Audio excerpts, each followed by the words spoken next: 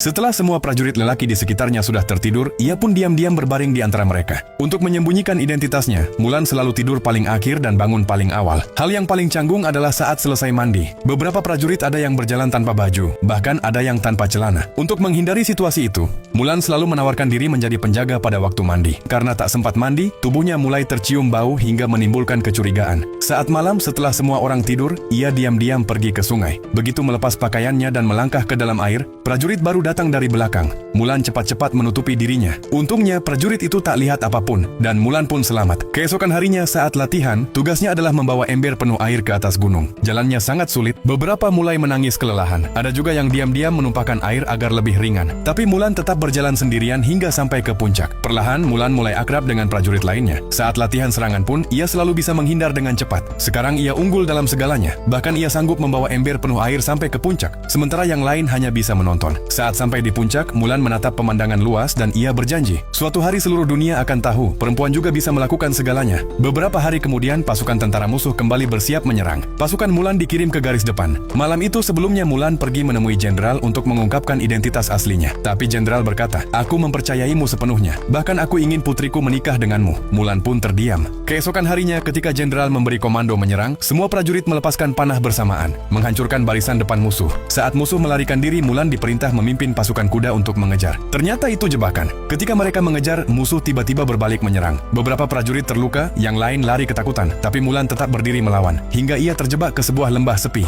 Tiba-tiba seekor elang menyerang hingga ia jatuh dari kuda. Dalam sekejap, elang itu berubah menjadi wanita. Mulan cepat menghunus pedangnya dan menyerang, tapi penyihir itu sangat kuat. Dengan marah, sang penyihir melemparkan pisau ke dadanya. Mulan merobek perban yang melilit tubuhnya, mencabut pisau itu, lalu bangkit. Saat itu, seekor phoenix melintas di atasnya. Mulan mengambil pedangnya dari tanah, melepas baju zirahnya, membiarkan rambutnya terurai, dan menunggangi kuda menuju medan perang. Musuh melemparkan senjata ke arahnya, tapi Mulan menghindar dengan lincah. Setiap serangannya menjatuhkan satu musuh. Sekarang ia menjadi tak terhentikan. Namun musuh mengeluarkan meriam dan menembakkan bola api. Melihat rekan-rekannya gugur, Mulan bergerak ke belakang musuh dan melepaskan panah. Ia menaruh sebuah helm di atas batu, agar musuh mengira ada yang bersembunyi di sana. Karena panik mereka menembakkan meriam ke arah itu. Bola meriam menghantam gunung salju, memicu longsoran besar. Mulan selamat, sementara pasukan musuh terkubur di bawah salju.